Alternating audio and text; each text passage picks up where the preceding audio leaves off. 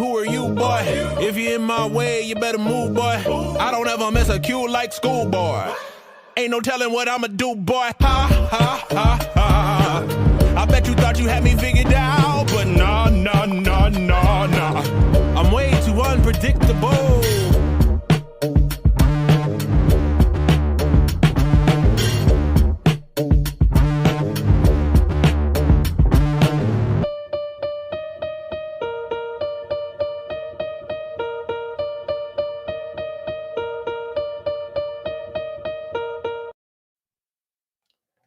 Hello, welcome to the Tech Disruptors podcast, and we are back a two-man team tonight with my co-host Jason, this guy, and I'm Darren, and we are the Tech Disruptors. We talk tech news, AI, robotics, smartphones, video games, you name it, we do it.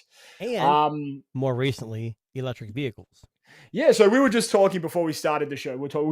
Jason and I have both just recently purchased our first EV. Mm-hmm. The hippies have finally won. Jason also took up yoga and started using crystal deodorant the same day. I was gonna get a man bun, but I kind of lack the real estate for a man bun. So the man bun, yeah, especially I know. But I felt very. I even wore a green T-shirt today. I'm feeling nature, one with nature. But we were just black, so I'm not sure what I'm doing over here. He's got green underwear on. Don't worry. There you go. But we were just talking because it's a learning experience for people that love tech, because both Jason and I have never owned or even driven an EV before until just recently.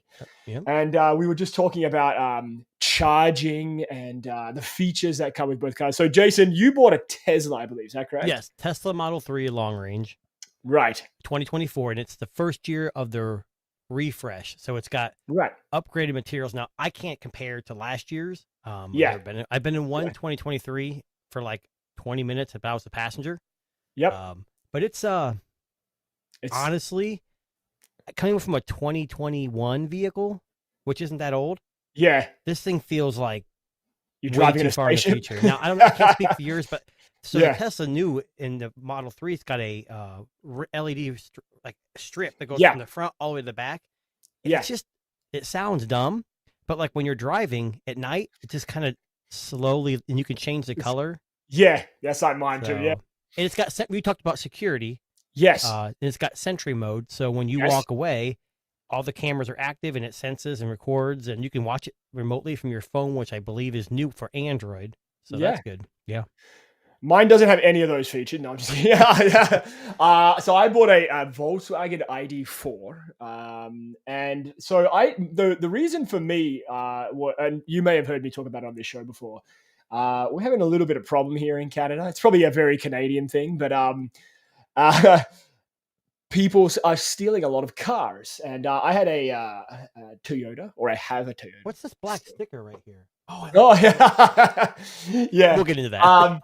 So people have been stealing cars here in Canada, and quite how do we put this? Like they're not shy, and they're pretty tech savvy about the way that they do it. So we're talking like stealing IMEIs, stealing VIN numbers. Sorry, too much smartphones. Stealing VIN numbers, getting details of where you live, getting the code for your key fob to unlock your car, and literally just unlocking it, starting it up, and driving away. Unless you have like a old school 80s club like I do, or an alarm system, which I also do. So a little bit of a problem here. And this week, I won't go into details, but I had enough of anxiety-driven, will my car be there the next morning?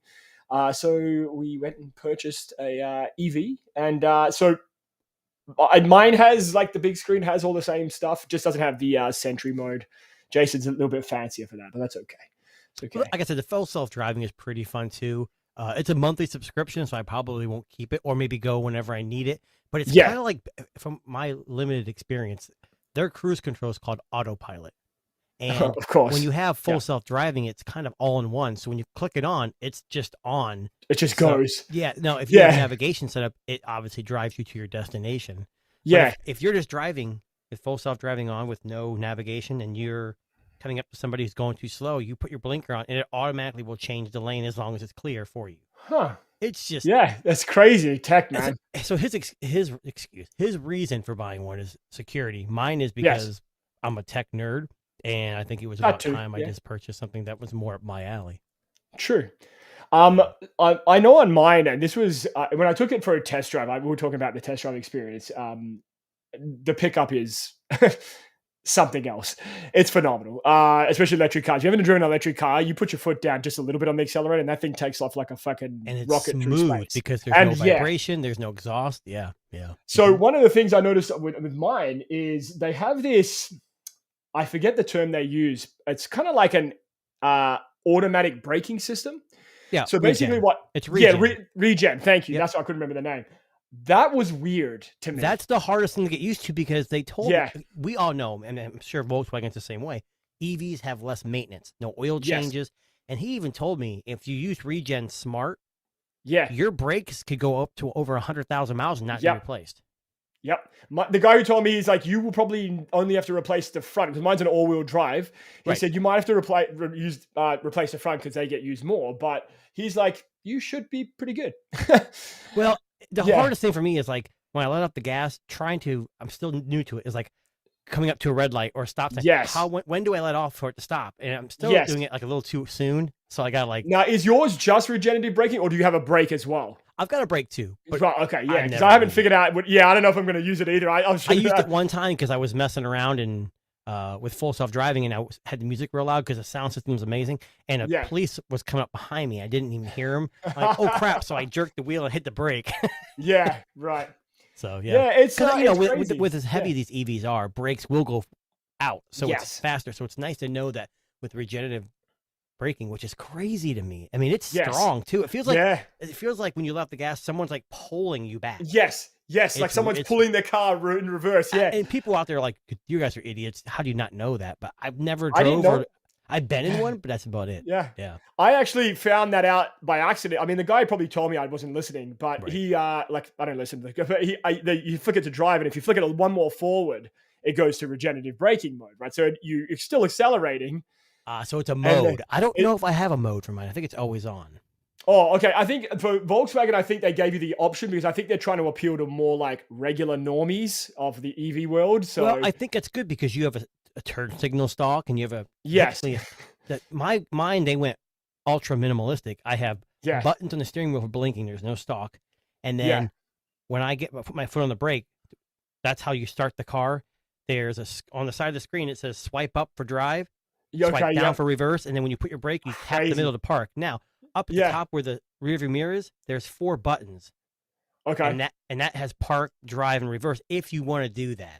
Oh, okay. But it's just like even the cabin lights, they're capacitive. So you don't push them in, you just swipe them and they turn on. You swipe them and they turn off. Amazing. The whole roof is glass. Yeah. It blows my mind. Crazy. And listen, I mean, for you and I think you talked about how we're both, tech nerds. I think, if we talk about all the tech we talk about on this show, this is one that's very new to both you and I. Mm-hmm. Like we've tried smartphones, laptops, tablets, you name it. But when it comes to cars, especially EVs, this is a brand new field for both Jason and I. So I'm learning. Super excited. I couldn't stop talking about it for like the first 3 days I had it. Yeah.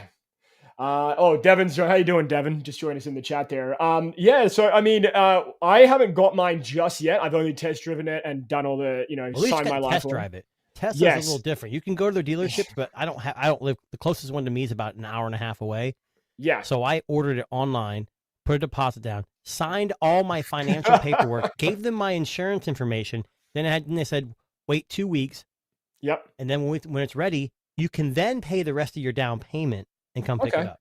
Now, I didn't pay a down payment on the app because I didn't feel comfortable giving my banking information. Fair. They wouldn't take card. It was only like routing. Oh. So I drove there with a cashier's check. So I talked to one guy, gave him the check. I signed some paperwork and basically said, go to your car. It was charged 100%. And then basically the app, once it syncs, you sit in the car and then the screen walks you through setting your mirrors up, which is weird because you use all the buttons to set it up. That's so bizarre. Yeah. Yeah. Even the steering wheel, it's like a joystick. It like slides out and slides in. I got ventilated seats. I mean, which I had before, but. The most gimmicky feature on my car, and I actually laughed when the guy was showing me this. You have a massage option? Not in this car, no. Yes. But my last car I just sold did, and it was basically air bladders that kind of. Oh, okay. Yeah, I've never seen that before in a car. I thought when he said it has a massage option, he was just going to give me one of those beaded chair covers. And like, an EV. Yeah. Now, I had heated and ventilated seats in the front and just heated in the back. But I don't think they offer massage in the Model 3. Now, they may in the S or the X or the whatever the higher ups are, but. I don't think I'll ever use it. I can be honest with you. Like, I never used it in my other car just to show people because I was always scared if it broke, how much it would cost to fix. Yeah. I mean, to be honest with you, like, I mean, that was kind of just like that's kind of cool. Yeah, but it's just cool to say you have it, you know? Yeah. Oh, my I just sold my Taurus, which is an SHO. It's a 15 or 16. The guy was like, he had the same kind of car when it was a year older. And he goes, well, what? This car, the Taurus, it's a 2015. It's got park assist. So you hit a button, it'll parallel park for you.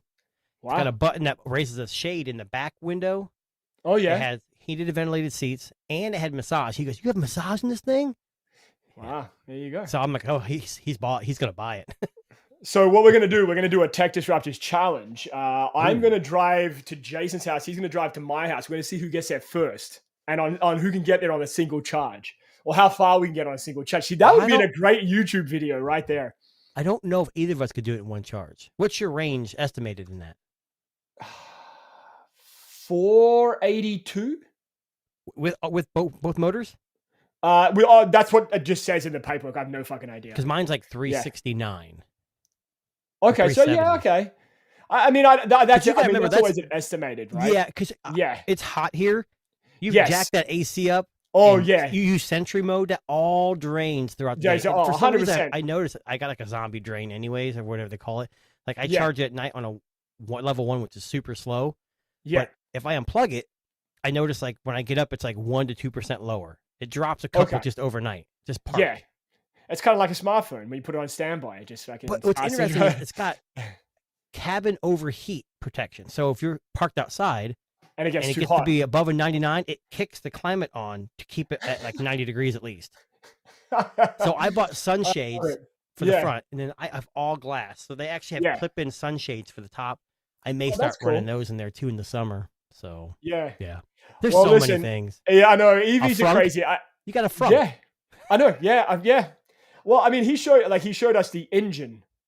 And it was comically small. Like, it was ridiculous. Yeah. No, it doesn't. You should know it's not all about size. It's how you use it. It's true. It's true. It's the girth that matters, right?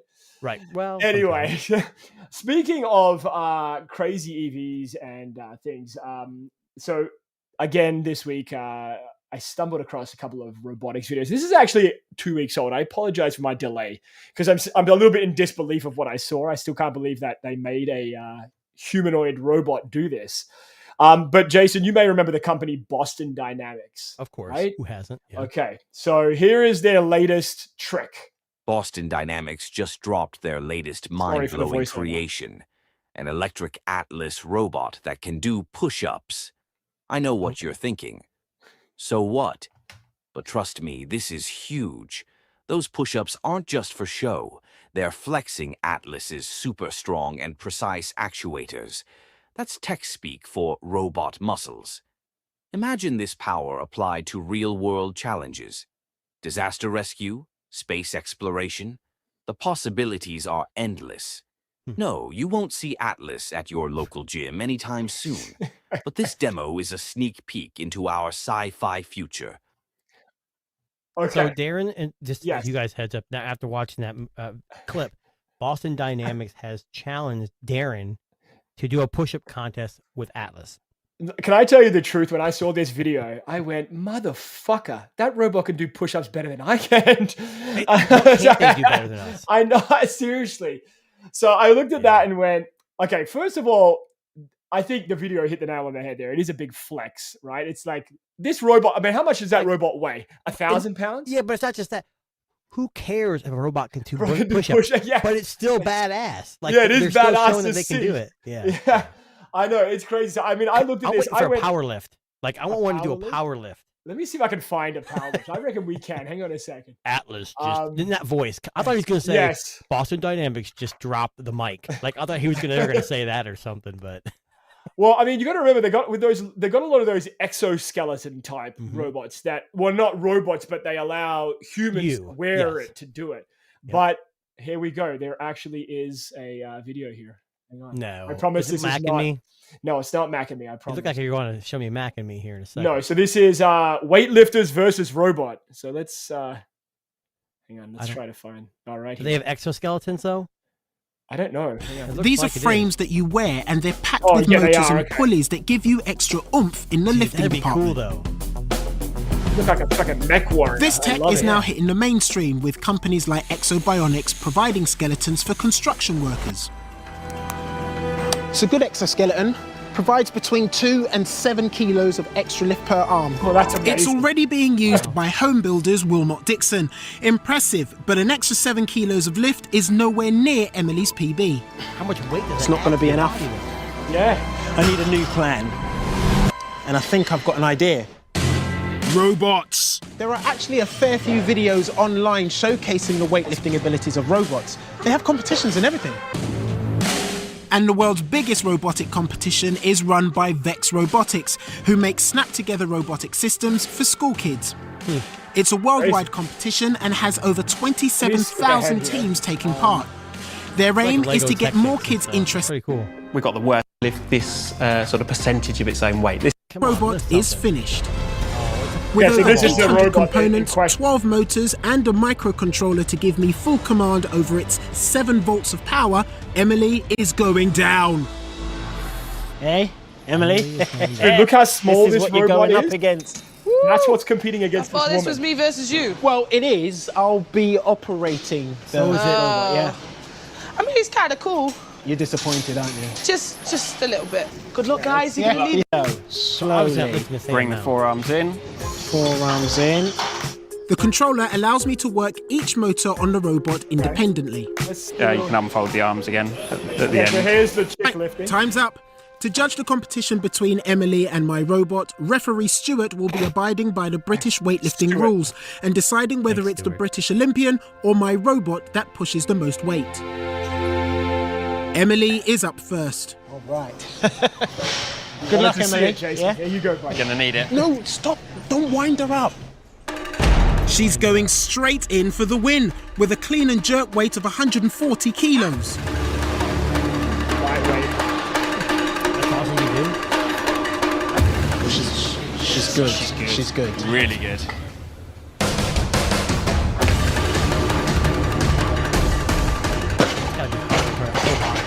I know. Emily's lifted 140 kilos, which is 119%. Okay, I'm going to just bring this down for a second. So right what's now 140 kilos to pound? that's about 280 pounds. That's it? 260 pounds, yeah. I did about 600 yesterday. Impressive, I think, to beat me. So now we're going to, just for those who are listening post-podcast, she's about to go up against the world's smallest robot. It literally looks like Meccano. Yeah, but what's the weight? Kilos. Oh, So to make sure we definitely beat Emily, we're going to lift 1.8 kilos. That's 125% of my robot's weight.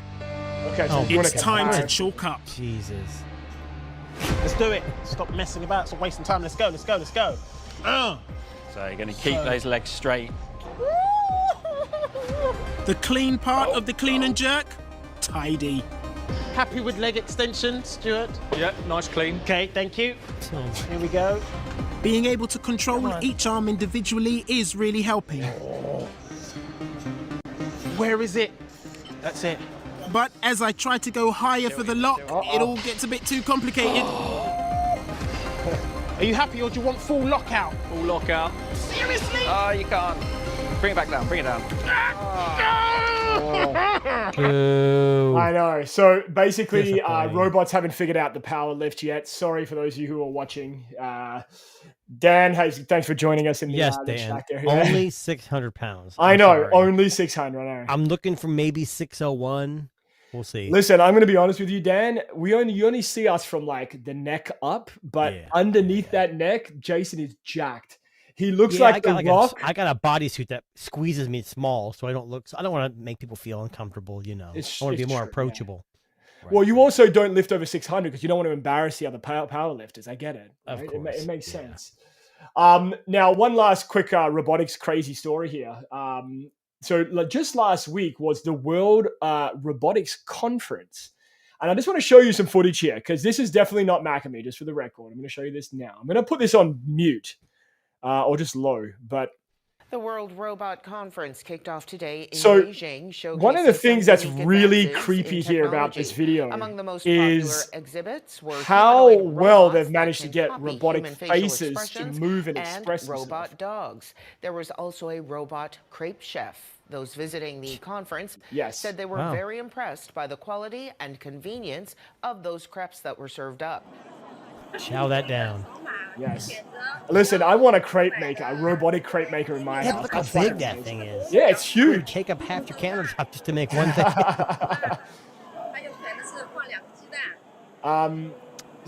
This robotics conference is the biggest in the world. And one of the things that makes it so interesting is they've been trying to master the art of expression, right? That's the big thing with robotics, getting the face to look like a human. We've seen the robot dog before, which is what they're demonstrating right now. Yep. Yeah, China kind of leads. This is in China, correct? Yeah. But look at that. I mean, I know it still doesn't quite look there, but I mean, the way that they're getting this now and how close they're managing to get that is pretty fucking impressive. Well, China kind of leads the way. And it's not because they're cheap all the time. It's just they have more, I don't know. It's just they always seem to lead the way. I mean, we were talking about EVs earlier, and I read an article where a couple companies in China are releasing more cars globally, even though like in the UK and the US, they're terrifying these Chinese companies, but they're still pushing into Europe, selling cars for thousands or less, and they're actually really good. Yeah. And I mean, that's the thing. I mean, right now, I know like the big push is AI, robotics, and all of this stuff, the EV cars. Like we're trying to, I really feel like just in maybe the last 6 months, we're starting to see a push into a future that we want to see. If you understand what I mean by that. So, like all these futures that were predicted in movies like Back to the Future and Blade Runner and all these things, not the dystopian world's gone to shit, fucking robots are taking over the world. But we want to start to see more and more of this world that we want, right? We want the flying cars. We want the hoverboards. We don't want a world like WALL-E. We're all fat slobs in a big ship. I mean, that could also happen. Devin asked, can he get a robot face for his AI friend? Definitely, Devin. But you see Dan's response, is it for your it's your AI friend, eh? So, yes. Hey, I mean... Well, I mean, Jason has a friend that has asking for a friend. Yeah, asking for a friend. Right. Not me. No. I'm asking for a friend, yeah. Now, this is actually a good segue. Speaking of Chinese companies. So you're thinking of friends. So not friends. One Chinese company is taking a stab at a Korean company in the smartphone space. And I don't know if you saw this story today. Bits and pieces. Honor. Yeah. Yes. So the company Honor, who you may know as pretty prolific smartphone manufacturer, won our product of the year last year or the year before. I can't remember what it was, last year. They've come out... Okay, so they've come out with this new, it's coming very soon, the Magic V3. It's their new, thin, super folding. Didn't we notice this was available somewhere right now? It is, yes. PDA Plaza has it on sale right now. Very, very, very tempted. Very, very tempted. But anyway, I'll come back to that in a second. So Honor's taken a stab at Samsung by etching into the hinge a tiny, minuscule apology, or rather... dig at the company, and I'll see if I can get what it actually says. But is Honor really in a position to do this now? It might be a better device, but sales wise, Samsung still kind of probably crushes Honor. Well, okay, so here is what it says. For those who are wondering, maybe you can tell us if this is if this is what's Honor has this thing. So Honor has etched into its hinge of its latest smartphone the following. Dear Samsung Galaxy Z Fold owners, we're sorry. We know you were excited to buy a phone that folds in half and fits in your pocket awkwardly. You were promised the future, a technical marvel, a world of boundless multitasking and performance. And now you're probably looking at the Honor Magic V3 and feeling a little betrayed. Size matters, and we feel your pain. Like being tipped for a gold medal and then coming last in the race, the knowledge that a thinner, lighter, and more durable foldable exists is enough to make anyone question their choices. We get it. You're an early adopter, a pioneer, bravely venturing into the uncharted territory of foldable screens with questionable durability. You deserve better. In fact, you deserve a gold medal. In all seriousness, and that's a dig at Samsung's Olympic connection, in case you're wondering. Correct. Yep. In all seriousness, we at Honor are committed to pushing the boundaries of technology and bringing you the best possible foldable experience. We're just saying it's okay to feel a bit let down. That is a fucking mic drop from Honor. Well, an absolute mic drop. It's definitely as Dan has just put in the comments here. They just bodied Samsung. Oh, they absolutely did. Yeah. So, as small as that is, are people really going to recognize this? Is this only on a certain device they made for marketing, or is it on every device? No, so they etched this on every device. No, they're not. I think I think they were trying to do a Guinness Book World Record. I think because I believe it's now the smallest print ever to be etched into a metal surface. Don't quote me on that, but I think I read that somewhere in another article. So they're flexing on their etching skills too. The etching skills, yes. But I'll be honest with you, I kind of want it to be on my version of the Honor Magic V3.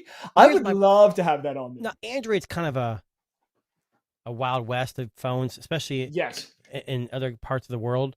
But, as we've seen in the U.S., some of these Android folding devices, Android phones, can be amazing. The Vivos we've tried, the Honors we've tried, but there's no competition in the U.S. with iPhone. So they're poking fun at Samsung, and maybe in China and in the East, they can do this stuff and sell really well. It's just unfortunate where I live. I can experience this phone, but I know it's never going to overtake Samsung or maybe Google, but I don't know. I'm excited for this phone, but I'm not sure. This year, I kind of We've blown our foldables. I think we're both respectively blown our tech budget early this year on other things tech related. Yeah, electric steel can be kind of expensive. So seriously. But it's a funny dig. Honor has got balls of steel. I gotta be honest with you. The message is fucking hilarious.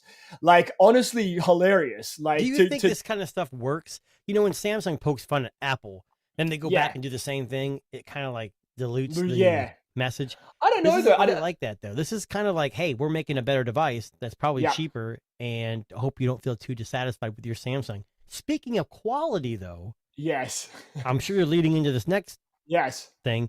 So it's Fold owners only, right? Fold 6? Correct. Yeah. So the Fold 6 has some issues. Yeah, and they're blaming it on, of course, something else that Apple would usually do. Yes. So just to give you the story here, some Samsung Galaxy Fold 6 fancy Omega massive smartphone issues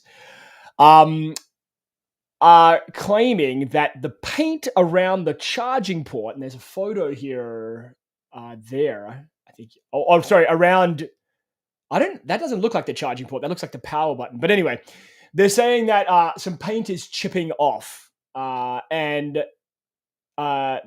Samsung has come out and said, you probably shouldn't use a third-party charger. That was their explanation for why this is happening. Now they're saying, I would just clarify that paint is peeling off the phone in some places, not just around the charging port. So power button, charging port, etc. People are claiming that the outside coating on the edge of the phone is just peeling away.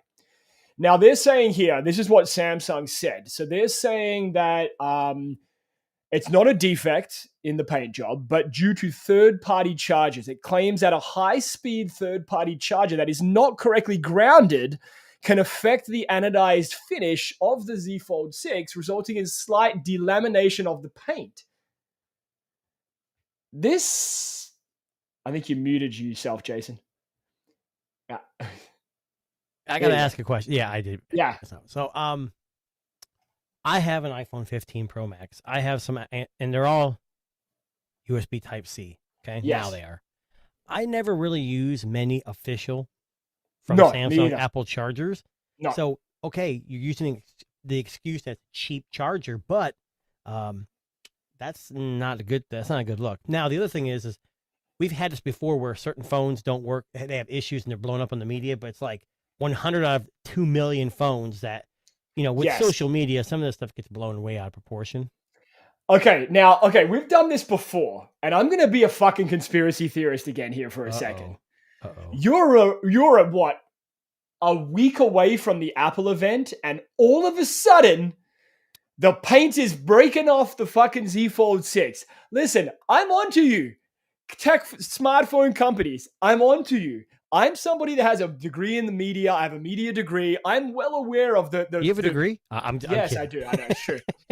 But what I'm getting at is I'm well aware of the scare tactics that these companies use around launch time, right? Devin said the paint is peeling because the battery's swelling. Yes. Again, nice little flashback. So if you believe in conspiracy theories, yes. When is the Pixel going to have a big, huge blow up? First 3 days of release. First 3 days, without a doubt. They're already out. No, I mean, sorry, you meant the Fold, or you mean? No, I just meant Pixel devices in general. They've been out. No, the only thing I've really seen bad about it is like they're hard to they're hard to repair. Yes, yeah.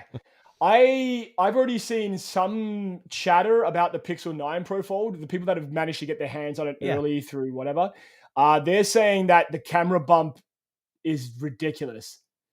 Like they're saying it's very large and it makes it off balance and like a little bit top heavy. That's all I've read so far. Going into this, I wasn't really a big fan of the new Pixel Fold. Like not before the live. Then when they introduced it and I saw how big that internal screen was and how thin it was without having an ugly ass like bezel and I don't know. But the problem is I'm not gonna pass judgment. This year I kind of sat back. The Pixel I didn't wait for reviews. It was funny. I pre-ordered the Pixel. And then after the live event, I jumped on YouTube and some of the bigger tech guys are already making videos. I'm like, I swear to God, this thing's junk. I'm canceling it. So I had pre-ordered the Pixel 9 Pro Fold. I've since canceled it. What? I've decided that I am not going to pursue the Pixel 9 Pro Fold this year. Well, I have pre-ordered the watch 10 times now and have canceled it every time. Yeah. I've decided this is not very Darren, for those of you who know me. I'm usually one of the first to just go for it. But this year, I'm going to wait on the Pixel 9 Pro Fold. I want to see some reviews. I want to see some real hands-on. Not you know what that means, right? I'm maturing. You're maturing. You're getting older. I'm getting older. This is true. But I decided, listen, my plan fully was, and I talked to you about this before, I got the 9 Pro XL. I could have ordered the Fold and then returned it the same day it was the end of the return period if I got the 9 Pro Fold on the release date. So if I got it the September 4th or 5th, I think my release date, here they're saying it's going to ship the 4th or the 5th of September. You'll get it. Right. Yeah, so no one's buying it here in Canada. I don't think the watch or the Fold are back-ordered, are they? Maddie said he canceled when it was a September 10th delivery. I don't know actually about the watch. The watch was September 10th, and I can't do it. I don't know. I'm on the fence. Like I don't know if this is going to be what people think it's going to be. I have the Pixel Fold 1, and I'd be honest, I don't really use it anymore. I think you and I are a bit on the same boat. I've used a bunch of foldables. By far, the Oppo Find N3/OnePlus Open is still my favorite. I know you weren't a big fan of it. I think value for money wise, just because how mature the software was. Yes. And they don't do much every year anymore. It's like iterative, but it's just that much more reliable. But that new Pixel Fold, it went from 100 to 500 real quick. Like just design wise, it looks 100% better than any device out there. I like the form factor. I like the size. Yeah, we'll see. If you go on Reddit, they have a Pixel Fold discussion of people that are waiting or have it.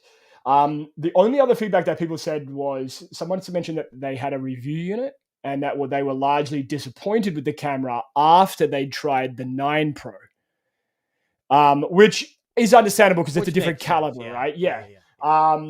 I think if you're getting a Pixel Fold for the first time and you haven't used a Pixel in a couple of years, those cameras are probably going to be fucking amazing. I think the Pixel, if you didn't have a folding device at all and your first device was the Pixel Fold 2, and you were the general public, not someone like me who's very picky, I think it's a great device, just like the Pixel 9 Pro. It's not a performance monster. No. Everything I've done on that has been flawless. Now, I'm running beta 15 on it. Oh, okay. All right. So I have had some touchscreen issues, but nothing major. Yeah. So I'm using the whatever it's on now, 14. Yep. The only issue I had, and I mentioned this week in the chat, I'm not seeing the same battery numbers that a lot of people are seeing. Like it's on the lasting. Pixel 9 Pro XL? Yeah. I'm seeing I don't look at the numbers just in my day to day. Like the standby is fantastic. Yep. And I think I use it for everything. It's my Tesla key now too. So Yeah. I'm always messing with it. And it seems like it works pretty damn good. For me right now, regular usage, I haven't been taking tons of photos or video. I haven't downloaded any different apps. It's the standard shit. It's getting me a day and nothing more. That was the same as the Pixel 8 Pro. Yeah, but I mean, Pro. the difference between you and me is you probably watch about 6 hours of porn and I don't. It's true. That does kill your battery. It's true. And I like to have the volume up and the vibration on. So that kind of, that tends to... Volume and vibration. Yeah, that will do it. Yeah. So that probably makes sense. I have to agree with Maddie. Maddie said here that he believes that the Pixel 9 Pro is going to be the best-selling Pixel ever. I agree. I think it might be. Don't you think they're kind of pushing it that way? Yeah, I do. So what is it? AT&T is not selling the 9 Pro XL? Just they're the only Pro? doing the 9 Pro, yeah. And then they're not doing the Fold. So I don't know what Google was thinking and why they didn't make. They're not going to make anything unless they. Yeah. I don't know. I'm just. I don't know. It's one of those things, right? Where it's very similar to me. Like the 9 Pro feels like the 8 Pro. I don't mean in hand. Right. I mean like fluidity and. It was funny. So this is the Pixel or the iPhone 15 Pro Max. These two phones are almost identical. Identical, yes. Agreed. I had them sitting next to me because it's funny. I did an update for this with beta 18. They both had beta updates today and probably not released today. So I was doing it at the same time and I'm looking at them and they're exactly the same. Yeah, dimensions wise. People were saying, "Oh, Pixel's copying." I don't think they're copying. No, it's a slab phone. Yes. How much different can you make a slab phone? Apart from colors, nothing. Yeah. I will say I have been impressed with a couple of things though. The battery, the screen brightness and the clarity is fucking amazing. It's got a beautiful screen. It does. It really has an amazing screen. And I like the Google. What's the AI? Live Gemini. Oh, Pixel Studio. Honestly, it's fun. It is fun. Gimmicky, but I haven't tried the phone conversation thing. I've been using that a little bit. I should have done that. Yeah. That would have been interesting. Not for anything, just for fun, but I didn't think about that. So yeah. I've been using Gemini Live a fair bit. And okay, so here's the story. If you remember last week's show, I couldn't get the voices working. I had to change my region to the US. And then all of a sudden, bam, they were all there. That's how Xiaomi phones are too. Like they have face unlock, but if you're in the US region, it doesn't work. So you have to switch to like the European region. Yeah, it's crazy. But anyway, so I got tired of that gimmick pretty quickly. Just went back to the stock Google Canada voice of Joe or fucking Bob, whatever his fucking name is. But anyway, I'm very impressed by the answers that Gemini Live gives. Like today, I'll give you an example. I drove by a church today, and it was a bizarre. Like did you start burning? Yes, I did. Yeah, and the water in my bottle started boiling. Holy crap!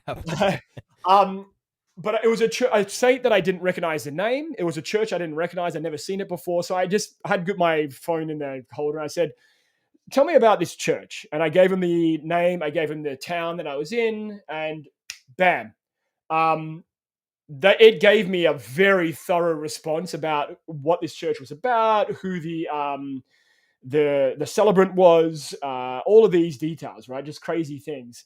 And it wants to know more. That's the creepy thing to me. Yeah. Like it wants you to prompt it with more information. It is. Were you talking about Gemini Live? Yes. Yeah, and it's fantastic. Yes. What I feel bad about is I'm on 1801 beta or 18 on, and I haven't used Apple Intelligence at all. I don't. I think it's just I'm so enamored with Gemini and how advanced and how quickly they sprung. Well, I shouldn't say quick. They've been working on it for a long time. Yeah. So another thing I was looking at, I don't know if you had this on the run sheet. I can't remember. iPhone 16 is coming up here about a week and a half, 2 weeks, and they're saying wait for the 17 because the 16 is going to have less RAM, and I don't. Yes. Know. But yeah, I want to know when the iPhone 16, because there'll be pre-orders right away. Is the AI Apple Intelligence going to be available at launch, or are we going to have to wait? No. So a lot of the reports, I've read this from multiple sources now. They're saying it's going to come in 18.1. So would that be there at launch or 18.0? No. See, it'll be yeah. It makes me mad because all companies do this, but Apple of all companies, it seems like they're just let's hurry up, do something with ChatGPT real quick. Let's toss it in there. Yeah. Let's call something Apple Intelligence, and then let's wait. It seems like have they just not mentioned anything like they usually do and refine whatever they're doing and then release it when it's done? All they're doing is Apple Vision Pro all over again. They're releasing something before it's ready, and it's not good. I'm a little bit. I think, and I know we say this every year, and this year I was wrong. I mean, the iPhone 15 is decent. I feel like they're heading for a loss here. Like at some point, you know what this reminds me of, and you're gonna think this is crazy, but this is a good analogy of how it is. You remember when you watched the Avengers series films, and every film they would defeat the villain. Well, yeah, they break you down, the whole world's crumbling, and they build you back up when they fight. Yes, that's what got you into the movie. I feel like an Infinity War moment is coming for Apple, where they release a phone or a software or something that is just not met well, and in a large regard, a bit like maybe the Apple Vision Pro. So Vision Pro was like Ultron. Ultron, correct. Yes, I know this analogy might not ring there, but just stick with me on this, right? I'm with you. Yeah, I feel like the AI stuff for Apple, if they don't release it at launch, I think they're going to arrive too late to the party. They're already too late. Gemini they already are. Here's the other problem I have with all this. Gemini is fantastic, and Apple's done a great job. Google's done a great job, but I got to pay for it. Yeah. Apple's going to be the same way. Samsung, I don't know what the hell they're doing, how they're going to charge for it, but if you're stuck in, if you're in the Samsung ecosystem, I can see how it can be beneficial. Yeah. My thing is, Google's a software company. Yeah. Everything they've ever done has been pretty much free. There are some subscriptions. Come on. Yeah. Just give it to us. Give us Live for free. Yeah. $30 a month. If I end up keeping it, it is 2 terabytes, I'm going to share it with my family. Oh, 100%. There's no reason. Right now I'm not sharing because I only have 200 and they don't really use a whole lot. But I'm scared if I do that, I won't have any space. You know what? I think the play here for Google with the whole Gemini thing, and we talked about this last week, throw in YouTube Premium. Yes. Yeah. I honestly feel like music. Or YouTube Music, something where you get an unrestricted access to this platform. Do you have YouTube Music? No, I don't. But I mean, I have considered it a number of times. Years ago when it was Google Play Music, I was paying $9.99 a month, and it came with whatever. Or no, it was $6.99 a month. I was grandfathered for a while. Then it went to YouTube Music, and it was $9.99. But they gave me YouTube Premium included in it. Right. Who would not pass up YouTube Premium and YouTube Music? So I'm still. I think I'm paying. God, I think it's still like $11.99 a month, but it's not a family plan. And what I've noticed is, my kids have smart speakers.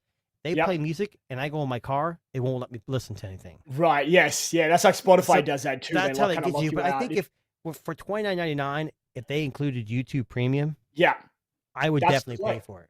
Yeah, 100%. The music thing, it would be separate, but yeah. I mean, look, I understand they have to make money. I think if you haven't tried Gemini Advanced, people that are listening, give it a go. You can always cancel it, but it is impressive. And it works on any device. So I got the Pixel 9 Pro XL, and I started my free year membership. Yep. So then I installed Gemini on my Asus Zenfone 11 Ultra. Yep, and you also have it there. And Gemini Live pops up on that. The Fold, my tablets. But, maybe Google... doesn't Apple have like a Apple One where they include a bunch of stuff under one subscription fee? Like, if they did YouTube Premium, YouTube Music, and Gemini One, I mean, $30 is a steal. Yeah, they'd make a killing off that. They would. They absolutely would. But YouTube used to make originals, and that cost a lot of money. They don't do that anymore. Yeah, they don't have to do that anymore.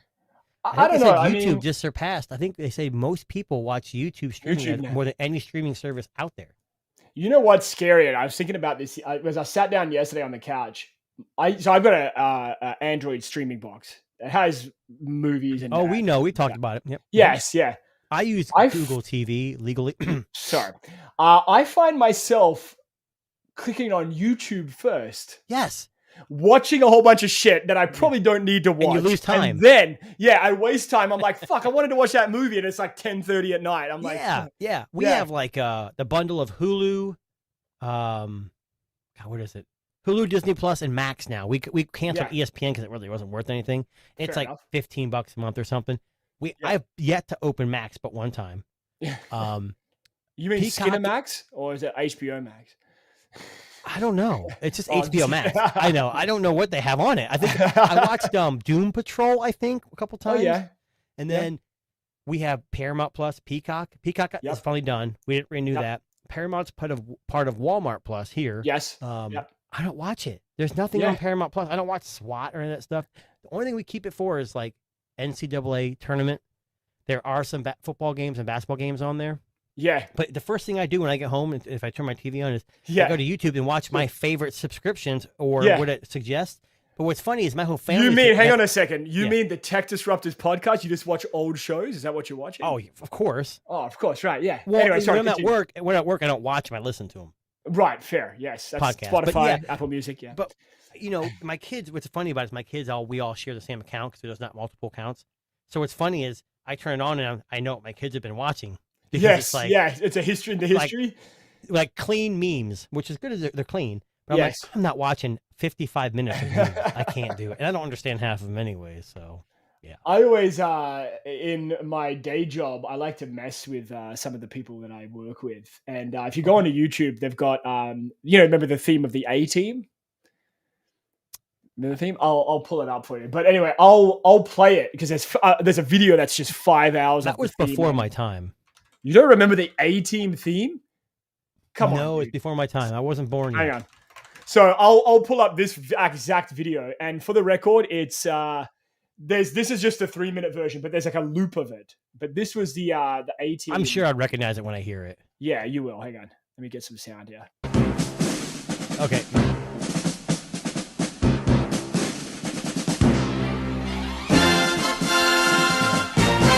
Okay. I'm going to play that when I go to work tomorrow. I know, honestly. Now, I'll play that on repeat. I'll just leave my computer playing, and it'll be just playing low, but it'll just be fucking 12 hours of that fucking theme song. For the record, that'll be stuck in your head for the rest of the day, and you just heard like 15 seconds of it, so you're welcome. Yes. But yeah, it's just one of those weird, fancy things. But listen, no, like the AI stuff has been pretty impressive. Dan said that's a classic. It absolutely is. Speaking of pranks, the Tesla does have a fart sound. I know. I've actually experienced that myself, believe it or not. But what I don't understand is it's really quiet. It's not very loud. So I can't figure out how to make it louder. I was trying to scare my wife. She goes, did you hear it? She goes, I didn't hear shit. I'm like, no, it's a fart. And she didn't hear it. So you can actually set that as your reversing sound too. And you can also change your horn, I heard too. Yes. I just want to have someone screaming really loud. My horn. Oh my God. Yeah. Just like a blood-curdling scream. The goat scream. Oh yeah. That's good. I'll have to figure that one out. So, anyway, so speaking of AI, so we're just talking about Apple now. So Apple's actually just released in their developer beta their which I just downloaded. Their object removal tool for photos. So, or their Magic Eraser, if you're thinking of Google. Hey, did they just copy? They just did. Yes, they did. Now, from what I understand, people that have used it so far are saying it's pretty good. Not as good as Google's yet. And now keep in mind, this is a beta. I'm going to try to use it right now. Yes. So Jason's doing this live, people, live on air. Too bad I don't take pictures with this damn phone. I really don't. It just keeps giving me a bunch of like, try this. Because I literally opened Apple Photos for the first time in like 6 months. 18 years. Yeah, it's been like forever. So while Jason's pulling that up, so basically what this allows you to do is identify distracting background elements, and you should be able to remove them with a single tap, or you can circle, brush them, etc. Exactly like Google's option. It also works for finer details when you zoom in as well, as I believe. Have you used the new Zoom feature on Google? Not yet. No, I've yet to good. try that. No, I'm not a big fan. Yeah. But this is their answer to Google's Magic Eraser. Again, people are saying it's pretty good. Not bad for a. I don't even know where to find it at, to be honest with you. I think it's that little button in the corner, left corner. It's like a pink button. No, Jason doesn't have it. I'm on the latest beta, developer beta too. Tech fail. Sorry, Jason. This sorry. just in, tech disruptors. This is not a real feature. Apple is pulling your leg. It's not real. Yeah. So anyway, for those of you, that's coming with the. What's this? Oh, hang on. Maybe he's got it. Well, this is interesting. So okay, I got a picture. You can't really show you probably. What the hell's going on? So it's my dog. Picture of your dog. Yep. So on the picture, I gotta go back to it now. So at the bottom here, you see right there? Yep. I clicked on that and it says, you can't, Australian cow. Oh, it's a dog. Yeah. Like, it identified the dog. I don't know what that button even does. For the record, that's been in iPhones for about the last 2 years. Oh, has it really? Yeah. I'm telling you, I don't even look at this damn thing. No, I know. I'll be honest with you. I forgot about that feature until you just clicked, until you showed me, and I was like, oh, yeah, I forgot about that. It does it with plants too, I believe. But I don't know where that. Like, is it under edit? I mean, I'm in edit, and I see live, adjust, filters, crop, and clean. Oh, maybe cleanup. Clean up. That's what it is. Oh, it's downloading cleanup. Oh, there you go. Ooh. Okay. So Jason's going to look at that costume. That's amazing. So while Jason's doing that, we're going to move on to another quick story here. No, that's okay. Let him laughing at Dan. You better be laughing at us. We're doing this live, Dan. This is live. This is not an Xperia. This is 8 times better. Okay.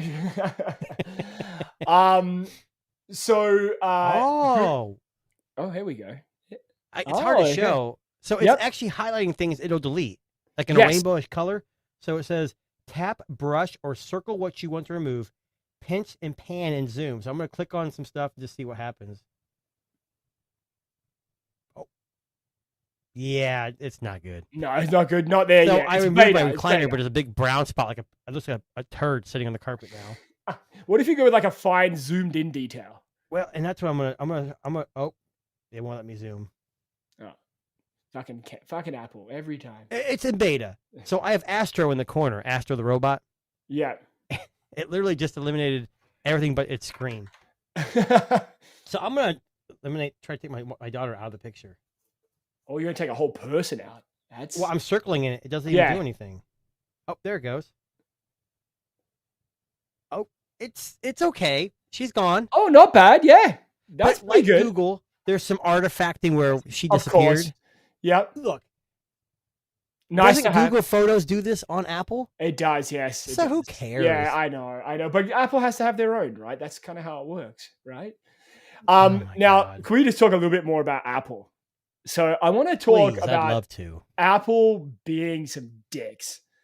So I don't know if you've heard, Apple and Spotify have had a little bit of. Well, hold on. Before you talk about this, I also read something where Apple's allowing something with YouTube Music now. Like they're Okay, so let me explain the beef. All together. So Apple is finally realizing that not everybody wants to use Apple Music, right?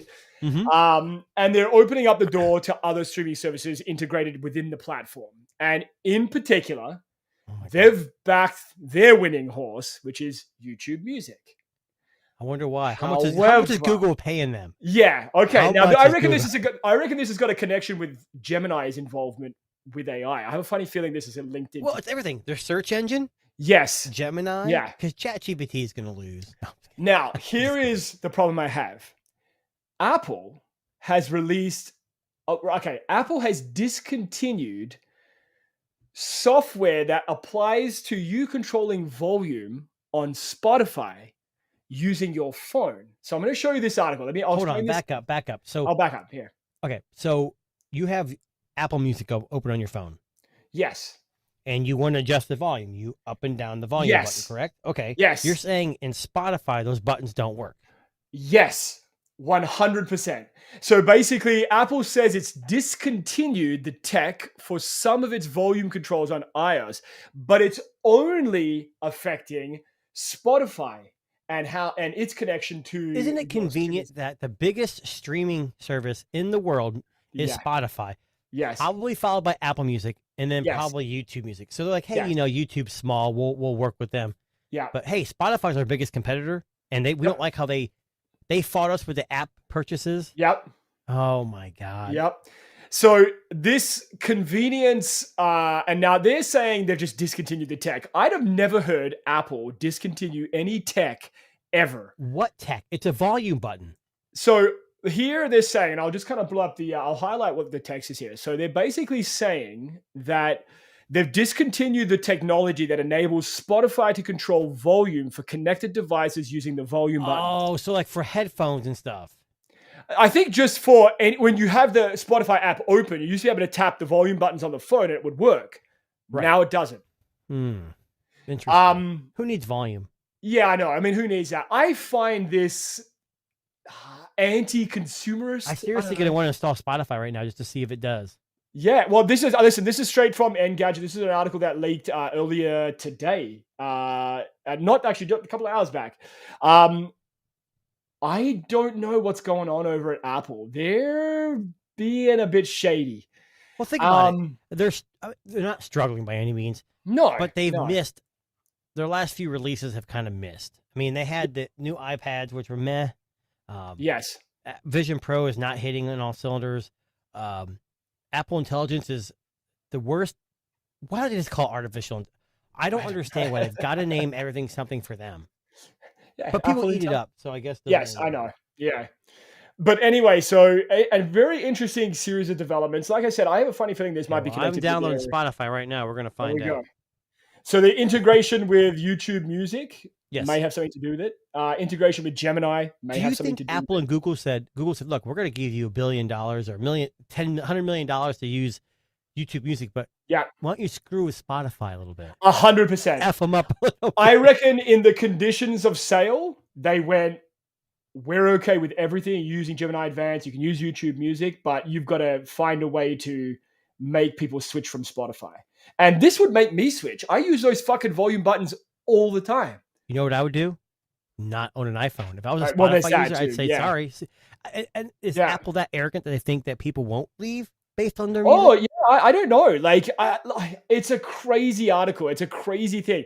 I don't know what the term discontinued means, like the tech. Well, they go from EU and they're like breaking down the walled garden walls, and now they do this crap. I mean, Google is not innocent in this stuff too. They do. No, none of them are. Right? Like I said, I mean, I'm sure Apple was the one who released this paint chipping off the sides video as well, or article as well, or Who Google did? possibly, Google or Apple, 100%. To fuck with Samsung. Let's be honest here. Let's call a spade a spade. It's not a good solution. It's not a good look for Apple. I know we're making big claims here. This is the Tech Disruptors podcast after all. Yes. But it's a very convenient link here between their connection with Google and now all of a sudden not being able to use volume controls in your phone for Spotify. I don't know. I again, maybe I'm being a conspiracy theorist again, and feel free to reach out and comment on the video if you believe so as well. But this this, what do we call it? Walled garden bullying that they're doing to keep their services proprietary and locked into what they want. Well, Google just got sued saying Alphabet's too big. They got to split them up. Yeah. But you have Apple doing this. I just don't think. And Google is very diverse. I mean, Apple's computers, tablets, phones. Google is software, search engine. I mean, they've got their hands in everything. And I wouldn't be surprised if one of these other companies was pushing that narrative as well. Like making this known to the authorities that, hey, maybe you should look at Google. Maybe you should look at what they're doing, not look at us, right? It's a crazy world we're living in. I don't even know what to make of this, but I mean, at the end of the day, it's Apple, and people will continue to buy it. And so you know what? You're saying the volume does not work. Is that what we're saying here? Allegedly, when you're streaming music, the volume controls do not work. I don't know. That's what the article says. Sounds good to me. So I'm gonna try to keep it down a little bit, but I'm gonna hit play. It's working just fine.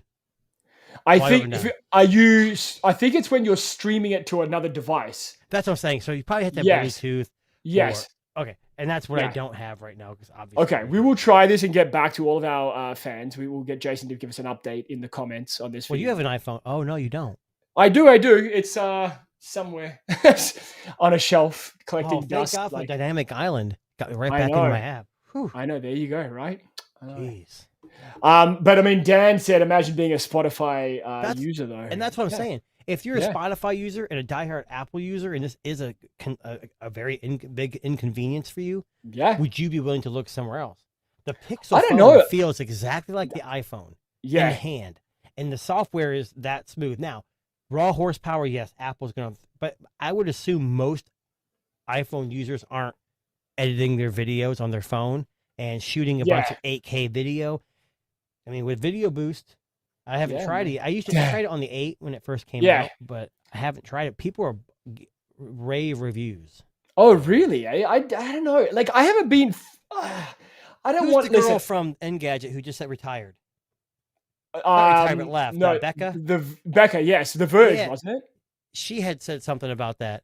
Yeah. I don't know. It's a bizarre series of events. And I mean, look, at the end of the day, we don't know how it's going to play out. We don't know how it's going to go down. But if you are a Spotify user and you're on an Apple platform, maybe this isn't maybe this is a deal breaker. Maybe this is Apple's way of go out. You. Yes. Don't buy a Sony Xperia. No. Buy don't a Pixel Pro or Pixel Pro XL 9. Yes. A Samsung S24. Yes. Pretty much anything else but iPhone. iPhones are great devices, but if they're going to play games with your subscription money, go elsewhere. The only way they're going to change is if our money stops going to them. Yes, exactly. Yep. Now, quick 30 seconds just to wrap up. Now, we've both had the Vivo X100 Pro. Which camera is better? Pixel 9 Pro XL or Vivo X100 Pro? Oh, it's a tough I think there's question. bits and pieces. I feel like the Pixel is still better at motion. Yes. I put there's a motion mode on Vivo, if I remember. I don't have it anymore. And it was good. I think it really depends on the picture. Google has that look. Like, Google has a look. Yeah. But Google's like more cooler colors, more dynamic. Where like, I don't like Apple's picture. I mean, they do great photos too, but they're more warm. I don't like the warm yellowish hue. Vivo kind of was right in the middle. Yes, right. That's how I would describe it too. And the reason why probably had a pretty damn good camera, but there's some other things that not being obviously available in the US kind of shot it in the foot because it wasn't really 100% compatible with everything I used here. Yeah. So, it worked on T-Mobile, but it didn't work on AT&T. I never had any issue. Like, I ended up selling mine too, and I'm regretting it now. Did you really? I did. Yes. Yeah. I regret it. I'll be honest with you. I think pound for pound, like the Vivo is. I don't know how it is in the States, but if I was to buy it, import it, it would be cheaper. Oh yeah, for sure. Yeah. More storage, more RAM. And the version I had was the Hong Kong global version. You had the European. Yeah, European one. Yeah. We had a couple different numbers in the builds, but it was pretty much a stock experience. I did have some weird issues. I can't remember some software things. Yeah. Like, I like the Honors photos, but I didn't like the Honor skin. I didn't like how you had to swipe down from different sides. And the Magic 6 Pro was a big disappointment. The cameras were garbage. It was a good phone. It was a good phone. Just cameras weren't great. The camera thing they went backwards on that. Yeah. So the Magic V3 is coming out. We'll talk about that very, very soon. We did talk about it earlier in the show if you missed it. Why would we talk about it soon? We might get our hands on it. I'm hoping I get my hands on it. I haven't fucking locked in anything yet. I hope so because my Tesla costs a lot of money. I know, yeah. But I've spent too much money this week on it was funny. Cars. You get the EV and you go on the rabbit hole of chargers, accessories. Yes. For me at least, when I buy a car, it doesn't have there's certain things like I want to protect things so you get Yes. I mean, I haven't bought anything yet apart from the car. We don't have the car yet, so it makes I sense. don't have the car yet, but I have been looking for cabin mats and the good. I already bought the rubber fitted mats. Mat. Oh yeah. Yeah. Well, interestingly enough, the Tesla Model 3s do not come with any mats. Seriously? I had a paper mat and the driver's side is all I had. Wow. And I knew that going into it, so I had ordered them before. So when I got there, you'll love this. I put the mats in. So the mats I bought had a mat for the trunk. Yep. It has a secondary trunk, like a chest. A chest for the front and back. Okay. Yes. I put the front in, didn't think about it. Get in the car, put my foot in the brake, and it says gas pedals all the way down. I'm like, what? Oh shit! So I actually covered. I actually put not because it was hot out. I just But if that was a gas car, you would have gone fucking shoot. It didn't do anything. It knew smart enough that hey, there's an issue here. So I looked down. I'm like, okay. So I just moved it, and that was a fun side story. But those mats are great because you can pull them out and just spray them down. Yes. Oh, that's like the ones I buy here. So in Canada, I don't know if they have WeatherTech.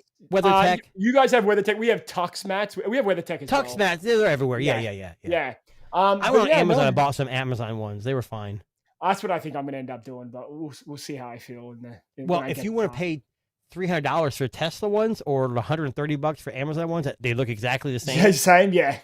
All come from the same factory. But anyway, on that note, that actually brings us to the end of the Tech Disruptors podcast for another week. Episode number 29. Next week's episode 30.